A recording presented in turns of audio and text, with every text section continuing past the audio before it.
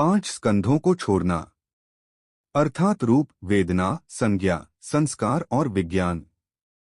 कोई ऐसी प्रक्रिया नहीं है जो केवल एक ही बार में पूरी हो जाए, बल्कि यह आसक्ति को धीरे धीरे छोड़ने और चित्त को क्रमशः मुक्त करने की एक गहन साधना है।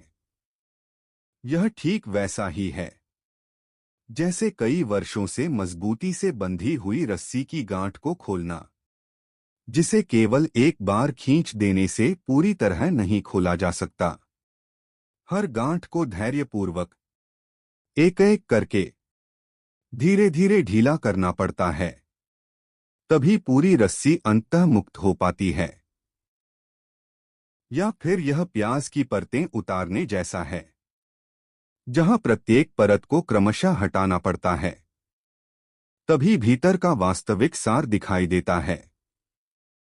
5 स्कंधों को छोड़ना भी इसी प्रकार होता है, जहां आसक्ति एक ही क्षण में समाप्त नहीं होती, बल्कि परत दर परत कम होती जाती है, और उसी के साथ प्रज्ञा भी धीरे धीरे परिपक्व होती जाती है। सबसे पहले जो आसक्ति ढीली पड़ती है वह रूप स्कंध के प्रति होती है। चित्त स्पष्ट रूप से देखने लगता है कि यह शरीर केवल 4 महाभूतों का अस्थायी संयोग है। यह न तो मैं है और न ही मेरा है। यह केवल कारणों और परिस्थितियों से उत्पन्न हुआ है और उन्हीं के अनुसार निरंतर बदलता रहता है। जब यह समझ और अधिक गहरी तथा स्पष्ट होती जाती है, तब शरीर को मैं या मेरा मानने की मिथ्या दृष्टि, जिसे सक्काय दिट्ठी एसेके वायडिया येचाई कहा जाता है, धीरे धीरे समाप्त होने लगती है।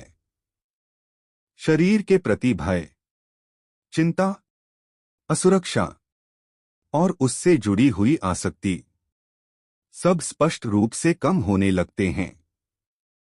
जब प्रज्ञा और अधिक विकसित होती है, तब यह त्याग वेदना स्कंध तक पहुंचता है, जो सुख, दुख और अन्य सभी अनुभूतियों का क्षेत्र है। यद्यपि विभिन्न अनुभूतियां अब भी उत्पन्न होती रहती हैं, फिर भी इंद्रिय सुखों का आकर्षण धीरे धीरे अपनी शक्ति खोने लगता है। सुख अब मन को मोहित नहीं करता और दुख भी मन को व्याकुल या संघर्षशील नहीं बनाता। चित्त पहले से अधिक स्थिर, अधिक संभावयुक्त और अधिक शांत होता जाता है।